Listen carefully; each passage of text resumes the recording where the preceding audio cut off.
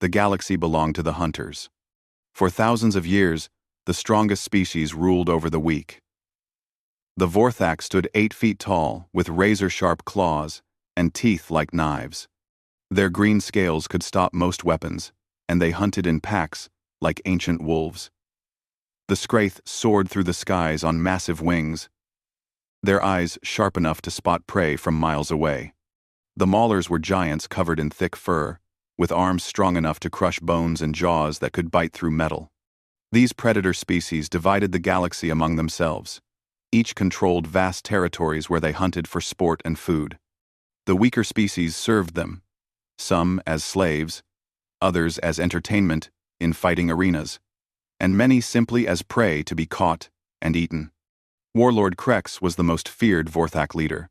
His black scales were covered in scars from countless battles.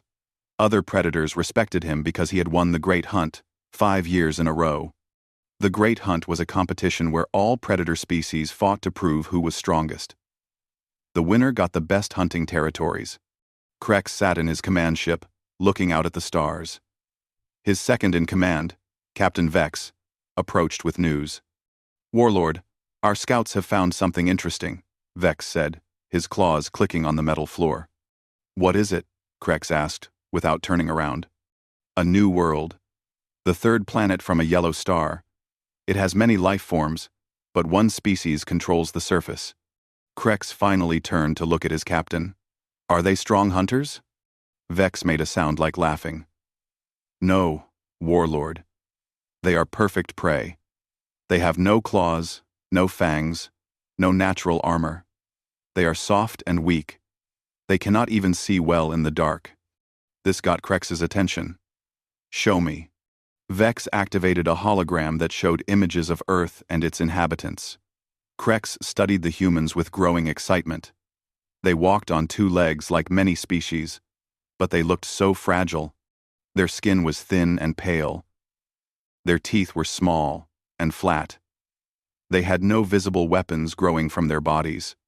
"They call themselves humans," Vex continued. "Our long-range scanners show they have built cities and developed basic space travel. But their technology is primitive compared to ours."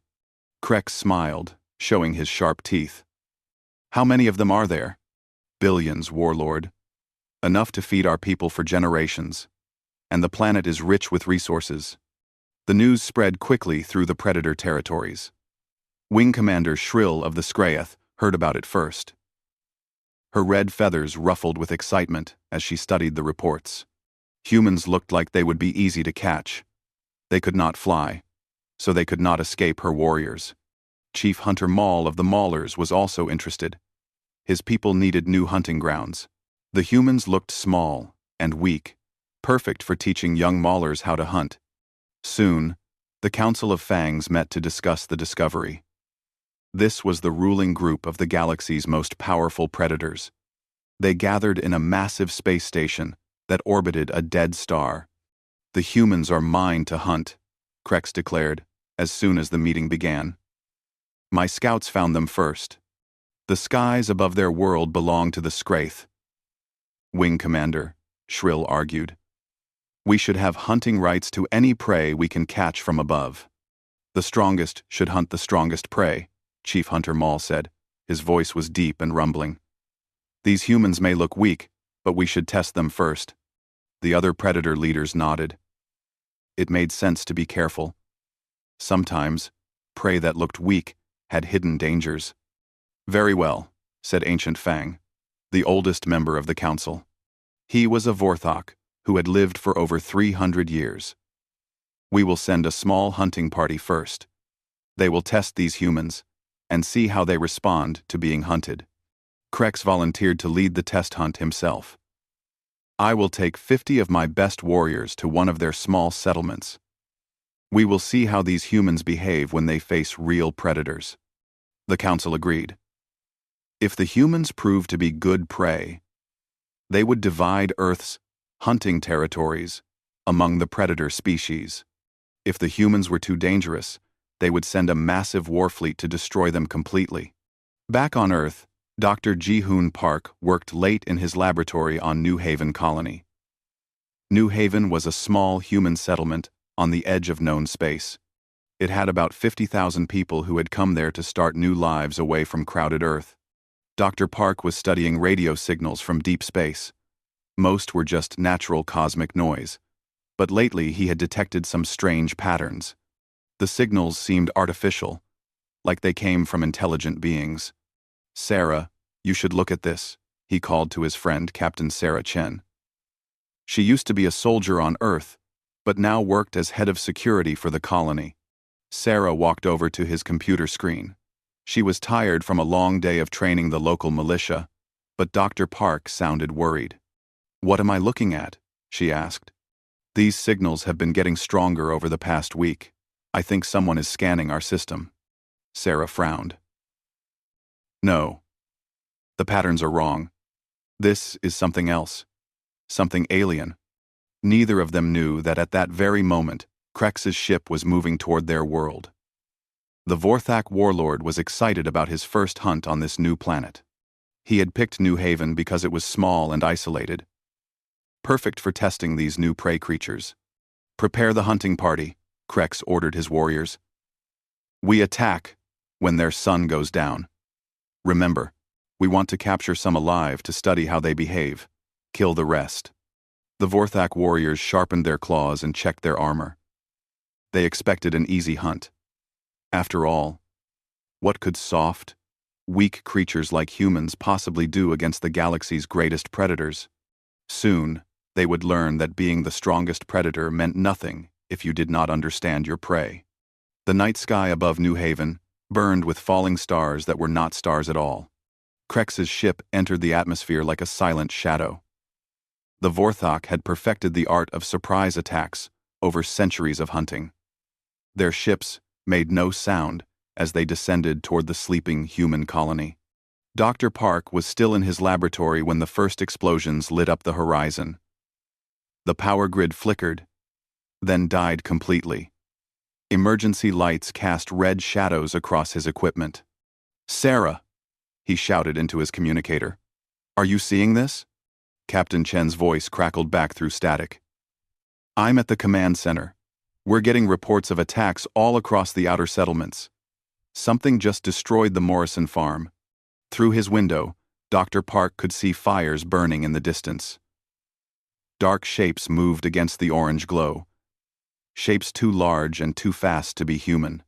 In the colony's command center, Mayor Elena Rodriguez tried to coordinate a response.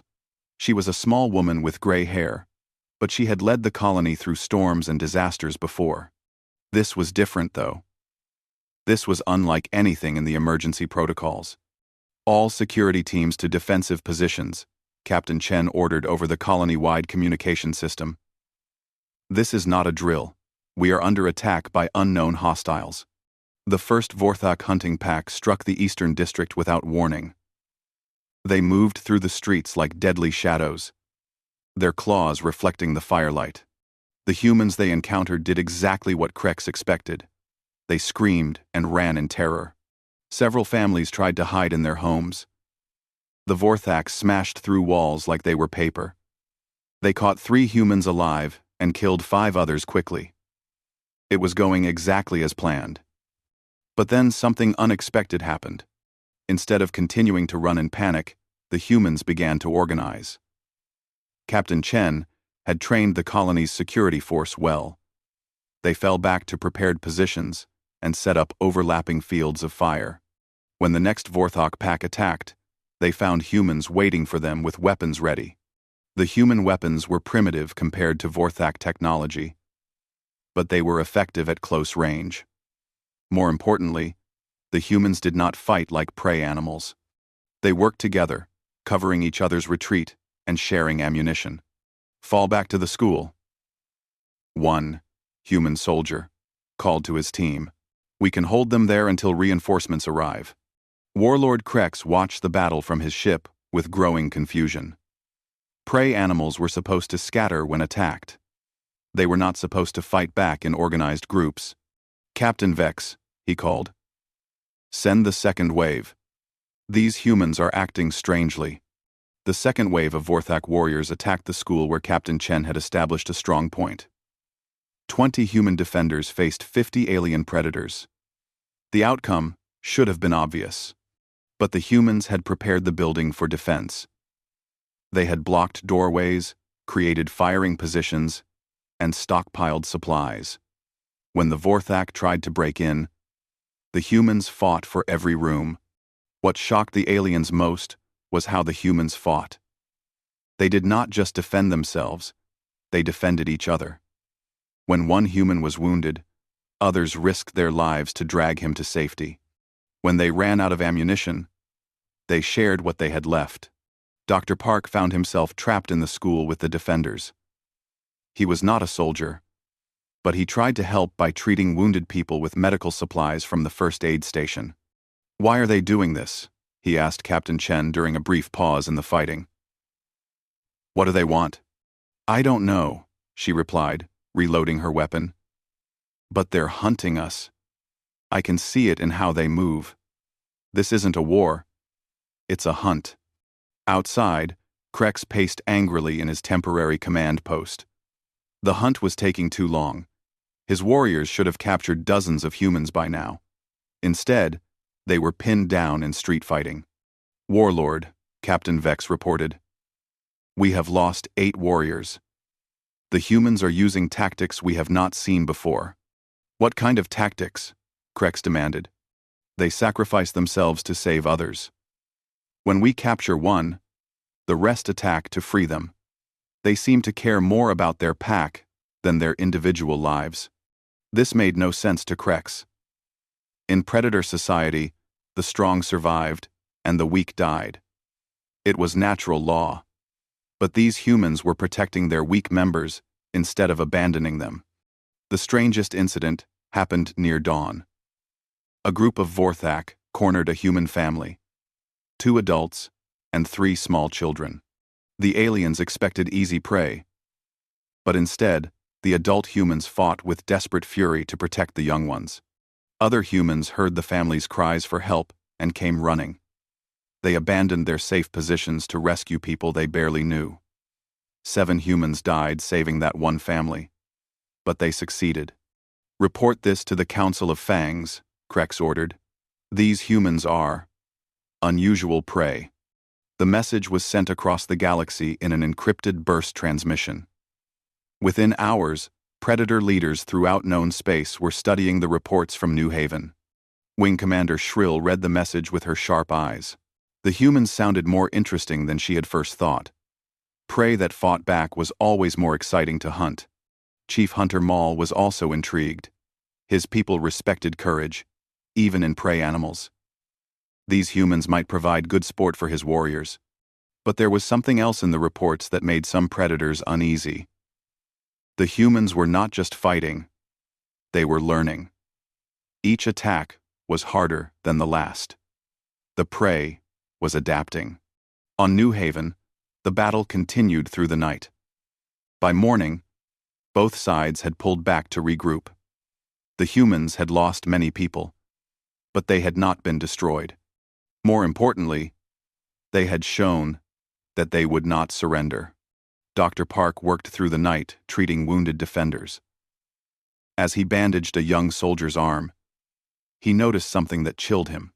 "Captain Chen," he called, "you need to see this." He showed her readings from his instruments. "I'm detecting more ships approaching. Many more." Sarah looked at the data and felt her heart sink. "How many?" "At least 100. Maybe more." News of the resistance at New Haven had reached other predator species. They were coming to investigate these strange new prey animals for themselves. What none of them realized was that New Haven had also sent out a distress signal. The message had traveled across space toward Earth, where the human military was receiving its first reports of alien contact. Admiral Marcus Webb read the transmission in his office on Luna Station. The words were hard to believe. "Under attack by unknown alien forces. Requesting immediate military assistance. Scramble the 3rd Fleet," he ordered his staff. "Full battle readiness. We're going to New Haven." As human warships prepared to jump to hyperspace, Predator fleets were gathering in the outer system. Both sides thought they understood what was happening. Both sides were about to discover how wrong they were. The real war was about to begin, and it would change the galaxy forever. The Council of Fangs had never called an emergency meeting before. For the first time in galactic history, prey was fighting back successfully. Ancient Fang studied the reports from New Haven with his old eyes. The battle data made no sense according to everything predators knew about hunting. 50 Vorthak warriors against a few hundred humans, he said to the assembled council. We should have won in hours. Instead, we lost 8 warriors and captured only 12 prey. Wing Commander Shrill spread her red wings in agitation. My scouts report the humans are using group tactics. They fight like a flock protecting the nest. It gets worse. Chief Hunter Maul rumbled. His deep voice carried worry that surprised the other predators. The humans sent signals to their homeworld. Their military is coming. Later, military is coming. Krex slammed his fist on the council table. Let them come. We will show these prey animals what real predators can do. But Ancient Fang was not convinced. We should be careful. These humans are different from any prey we have hunted before. The council made their decision. They would send a full war fleet to Earth's system. 3 predator species working together should be enough to crush any resistance. Krex would lead the Vorthak ground forces. Wing Commander Shrill would command the Scraith air units. Chief Hunter Maul would bring his strongest warriors for the final assault. Together, they controlled over 300 warships. We will end this quickly, Ancient Fang declared. The galaxy must see that the natural order cannot be changed. What they did not know was that humans had been preparing for this possibility since the attack on New Haven. Admiral Marcus Webb stood on the bridge of the battleship Indomitable. Around him, the Third Fleet prepared for battle. 50 human warships were not many compared to the alien force, but they carried advantages the aliens did not expect. Colonel Kim Min-jun, are your Marines ready? Colonel Kim was a thin man with steady eyes. He had spent years studying military history, especially guerrilla warfare. Yes, sir. If we can get them to the ground, we'll show them what human soldiers can do. Dr. Park had been rescued from New Haven and was now aboard the flagship. He studied every piece of data they had collected about the aliens. They hunt in packs, he explained to the fleet commanders. But their packs are organized by dominance, not cooperation. They compete with each other even while working together. Can we use that? Admiral Webb asked. Maybe. They expect prey to run or hide. They don't expect prey to work together better than they do. The 2 fleets met near the edge of the solar system. The Predator ships were larger and more heavily armed, but the human vessels moved in perfect coordination. Krex watched from his command ship as the human fleet approached. The prey vessels looked small and weak. This will be easy, he told Captain Vex. The first space battle lasted 6 hours.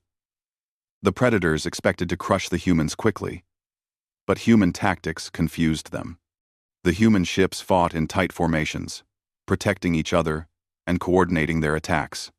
When a human ship was damaged, other ships moved to shield it while it retreated. When Predator ships were damaged, they often continued fighting alone until they were destroyed. Why don't they abandon their weak ships? Wing Commander Shrill asked over the communications channel. I don't know, Krex replied, but it doesn't matter. We have more ships. But numbers were not enough. The human fleet used hit-and-run tactics, ambushes, and complex maneuvers that the Predators had never seen before. By the end of the battle, both fleets had taken heavy losses. The Predators still had more ships, so they claimed victory. Land ground forces on the 3rd planet, Ancient Fang ordered. We will finish this the old way. The invasion of Earth began 3 days later. Predator dropships descended toward major human cities. They expected to find terrified prey animals hiding in buildings. Instead, they found something no predator had ever seen before: an entire planet united in defense. Every human nation had put aside their differences to fight the alien invasion.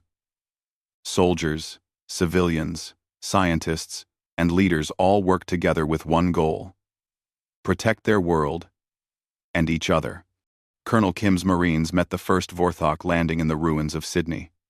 The aliens were bigger and stronger than humans, with natural weapons and armor. But the human soldiers had something the aliens did not understand. "For Earth!" Colonel Kim shouted as his troops charged into battle. The Vorthok expected individual combat, predator against prey. Instead, human soldiers worked in teams. They covered each other, shared ammunition, and called in support for each other. When a human soldier fell, others risked their lives to save him. When aliens were wounded, the humans provided medical care even to their enemies. "Why do they help their wounded prey?" a confused Vorthak warrior asked his pack leader. "I don't know," the pack leader replied. "But keep fighting. We are still stronger." But strength alone was not winning the war. In London, Wing Commander Shrill's air forces found themselves facing human pilots who flew like flocks of birds. The human aircraft were individually weaker, but they fought as one unit. In Moscow, Chief Hunter Mall's ground troops faced human defenders who turned entire cities into fortresses. Every building was a strong point. Every street was a trap.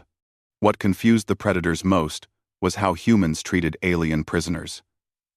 Instead of killing captured enemies, humans gave them food, medical care, and protection from revenge.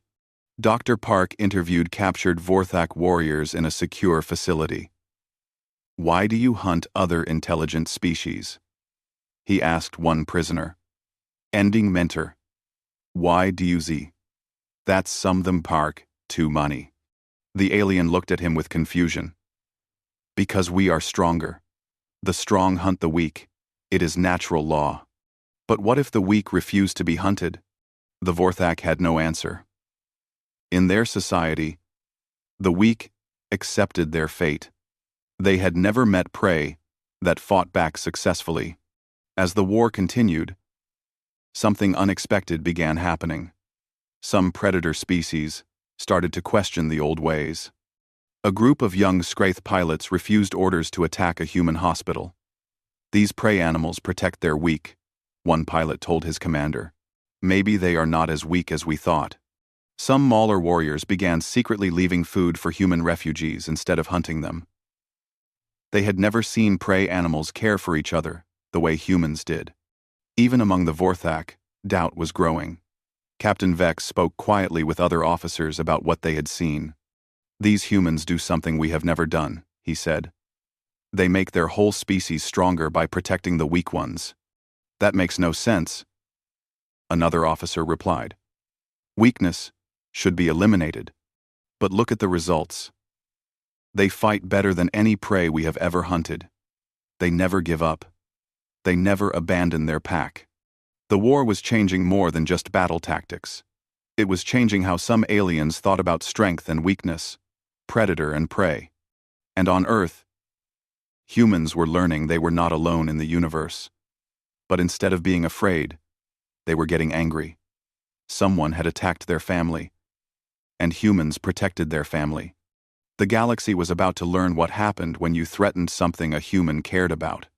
The war had been going on for 6 months when everything changed. Captain Sarah Chen stood in the command center of Firebase Echo, watching reports come in from across the galaxy. The humans were not just fighting anymore. They were winning. "Ma'am, we're getting another transmission from the Gentle Giants," her communications officer reported.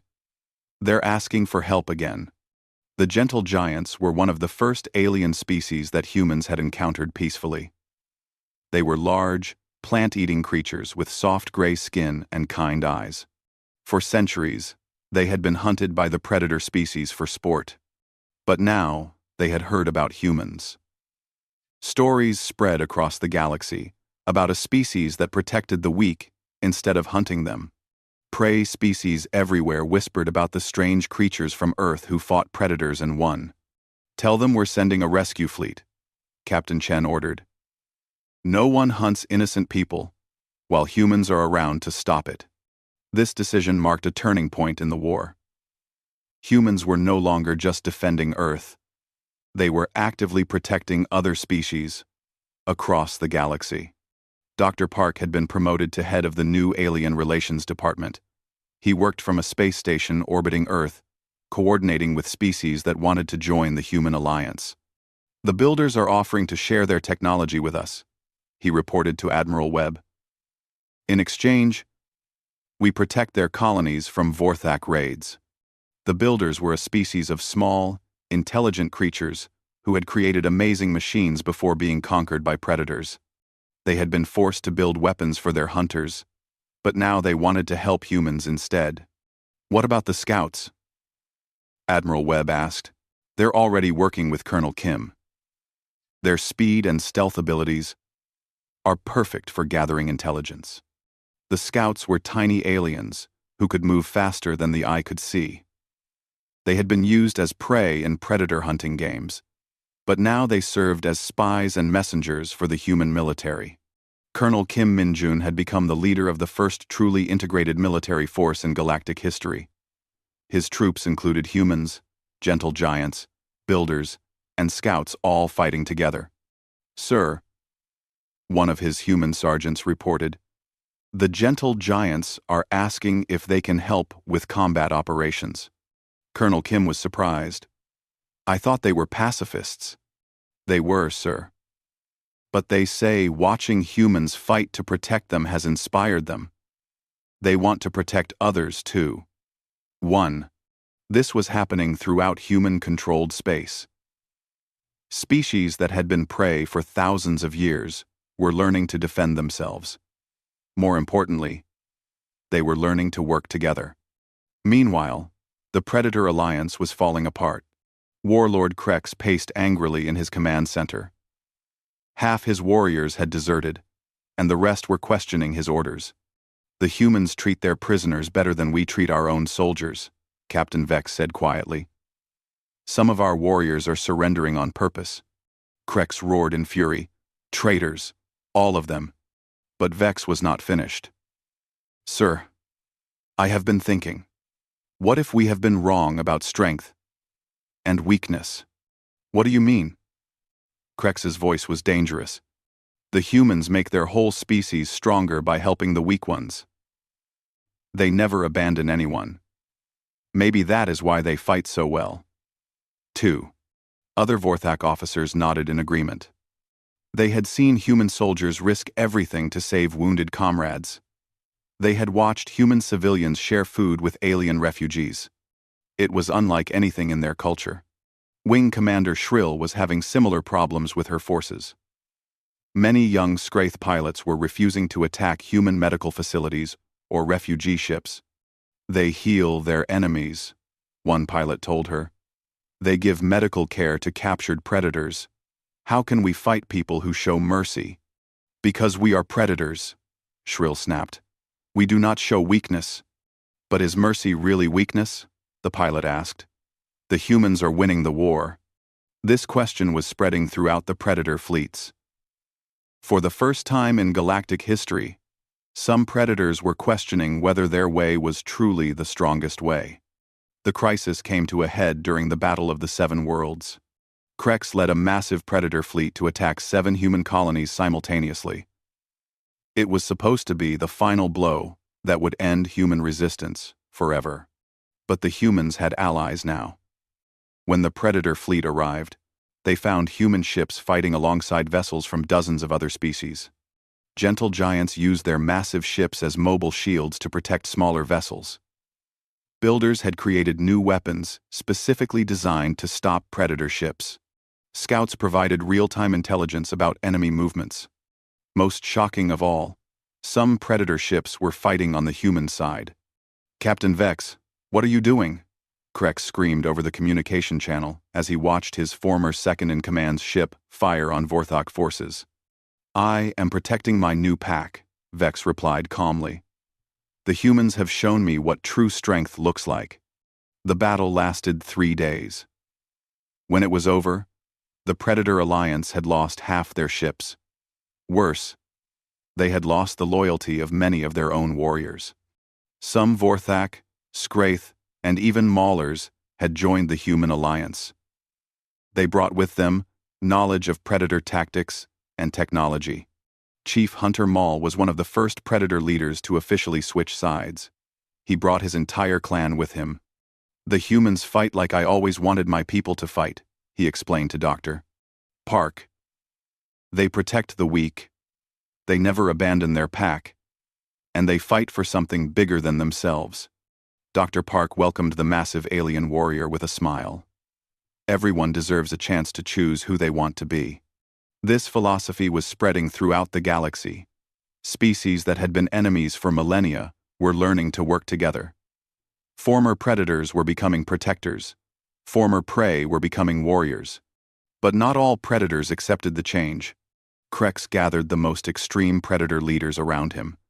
"We will not let prey animals destroy our way of life," he declared. "If we cannot hunt them, we will destroy them completely."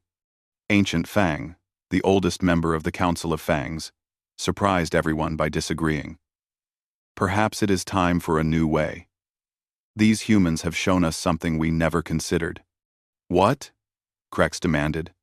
"That there might be something stronger than being the strongest." The old predator's words caused a split in the council. Some members wanted to continue the war until every human was dead. Others wondered if they should try to understand what humans were offering. Back on Earth, Admiral Webb received reports of the growing division among their enemies. "Some predator groups are asking for peace talks," his intelligence officer reported. "Others are preparing for a final assault on Earth itself." Colonel Kim looked at the tactical displays. "Let them come. We're ready." But Dr. Park had a different idea. "What if we don't wait for them to decide? What if we show them a better way? What if we show them a better way?" "What do you mean?" Admiral Webb asked. Dr. Park smiled. "What if we invite them to join us?" The message went out across the galaxy. To all species, predator and prey alike. "The humans invite you to build a new galaxy together. A place where strength comes from protecting others, not hunting them." Some laughed at the message. Others ignored it. But many began to think about what kind of galaxy they really wanted to live in. The final battle was coming, and it would decide not just who won the war, but what kind of civilization would emerge from the ashes. The final battle began when Krex brought every loyal predator ship he could find to Earth's solar system. "Today we restore the natural order," he broadcast to his fleet. "The strong will rule, and the weak will serve. No more of this human madness." But when Krex's forces arrived, they found something that shook them to their core. Earth's orbital defenses were not just human ships. Gentle giant vessels provided mobile shields. Builder stations launched swarms of defensive drones. Scout ships moved like deadly shadows between the larger vessels. Most shocking of all, predator ships fought alongside their former prey. Vorthak warriors served on human vessels. Skraeth pilots flew formation with human fighters. Mauler engineers worked side by side with builder technicians. "This is wrong," Krex whispered, staring at the displays. "This is against nature." Captain Vex's voice came over the communication channel. "No, Warlord. This is what nature intended. The strong protecting the weak, not hunting them." The space battle was unlike anything the galaxy had ever seen. It was not predators hunting prey, but two completely different philosophies of life, clashing in the darkness between stars. On one side fought those who believed strength came from domination. On the other side fought those who believed strength came from unity. Admiral Webb commanded the defense from his flagship. Beside him stood representatives from 20 different species, all working together to coordinate the battle. "Gentle Giant Squadron, reinforce the left flank," he ordered. "Builder drones, target their command ships. Scout teams, find us a weakness." The battle raged for hours. Krex's forces were powerful, but they fought as individual hunters. The Alliance forces fought as one massive pack, with every species contributing their unique abilities. When human ships were damaged, gentle giants moved to protect them. When gentle giant shields failed, human fighters covered their retreat. When both needed repairs, builder ships provided mobile workshops. But the real turning point came when the battle moved to Earth's surface. Krex himself led a landing force to the human homeworld. If he could destroy the source of this madness, maybe the galaxy could return to the old ways. His dropships landed in what used to be New York City. The great human metropolis had been turned into a fortress, but Krex was confident his warriors could take it. What he found there changed everything. The city's defenders were not just human soldiers. Gentle giants stood guard at the main gates. Builder machines repaired damaged defenses. Scout units provided early warning of attacks. But there were also Vorthak warriors fighting alongside their former prey. Former enemies, working together to protect innocent people. "Krex!" Captain Vex called from across the battlefield. "Stop this madness. Look around you. See what we could build together." Krex saw human medics treating wounded aliens. He saw gentle giant engineers helping human children evacuate to safety. He saw former predators teaching former prey how to defend themselves. "This is not strength," Krex snarled. "This is weakness disguised as cooperation." "Then prove it," said a voice behind him. Krex turned to see Colonel Kim Min-jun approaching. The human was much smaller than the Vorthak warlord, but he showed no fear. "Fight me," the human continued. "If your way is stronger, you should win easily." Krex smiled, showing his razor teeth. "Gladly, pray." The two warriors faced each other in the ruins of a human building. Krex was bigger, stronger, and armed with natural weapons. Colonel Kim was smaller, weaker, and armed only with a simple sword. The fight should have ended quickly, but as they fought, something strange happened. Other humans did not flee or hide. They surrounded the combat area, ready to help their leader if needed. Aliens, who had joined the human cause, stood with them. Krex had always fought alone, as predators did. But Colonel Kim fought with the knowledge that others depended on him and would support him. When Krex knocked the human down, his allies shouted encouragement. When Colonel Kim was wounded, a gentle giant medic was ready to help. When Krex began to tire, no one came to his aid. "You see," Colonel Kim said, breathing hard but still standing. "Your strength comes from hurting others. Our strength comes from helping each other." The fight continued. But Krex was no longer thinking about winning. He was thinking about what he saw around him. Humans who risked their lives for aliens. Aliens who fought to protect humans. Former enemies who had become friends. "I have been alone for so long," Krex realized out loud. "You don't have to be alone," Colonel Kim replied, lowering his sword. "Join us. Help us build something better." For a long moment, the great warlord stood silent. His warriors watched from their ships. The human alliance waited to see what he would choose. Finally, Krex dropped his claws to his sides. I am tired of hunting. I am tired of being alone." The surrender of Krex marked the end of the old galactic order. Across known space, predator fleets laid down their weapons. Some because they were defeated. Others because they chose to try something new. Dr. Park became the first director of the new Galactic Council. It was unlike anything that had existed before. A government where every species had a voice, where former enemies worked together to solve problems. "We're getting reports from across the galaxy," Captain Chen told him during one of their first meetings. "Prey species are leaving their hiding places. They want to help build the new civilization." "And the predators who joined us? They're adapting well. Some are becoming explorers, using their hunting skills to map dangerous areas of space. Others are becoming protectors, defending colonies from pirates and raiders." The transformation was not immediate or easy. Centuries of predator-prey relationships could not be changed overnight. But slowly, carefully, A new galaxy was taking shape. Former hunting territories became shared colonies. Species that had been enemies for millennia worked together on joint projects. Children of different species played together in integrated schools. Krex himself became one of the most effective peace ambassadors. His journey from predator to protector inspired others to change.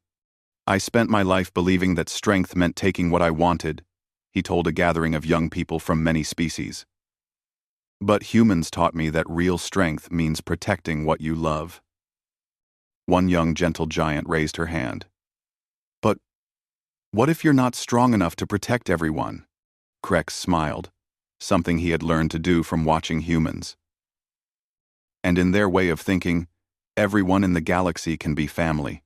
10 years after the war ended, Admiral Webb retired to write his memoirs. In his final report, he included these words: "We did not win because we were stronger than the predators. We won because we showed them a different way to be strong. We proved that a galaxy built on cooperation is more powerful than one built on domination." But perhaps the best summary came from Dr. Park, speaking at the dedication of the new Galactic Peace Memorial. "Humans were never the strongest species in the galaxy. We were never the fastest or the smartest or the toughest. But we had something the predators had forgotten. We remembered that taking care of each other makes everyone stronger." The memorial was built on the site where the last battle of the war had been fought. It showed figures from all the galaxy's species working together to build something new. At the base of the memorial were carved these words in every known language: "No one left behind." It had become the motto of the new galactic civilization, a promise that in this new galaxy, the strong would protect the weak, the fast would help the slow, and the smart would teach those still learning. The age of predators was over. The age of cooperation had begun. And throughout the galaxy, children of many species grew up hearing stories about the day when prey animals taught predators how to truly be strong.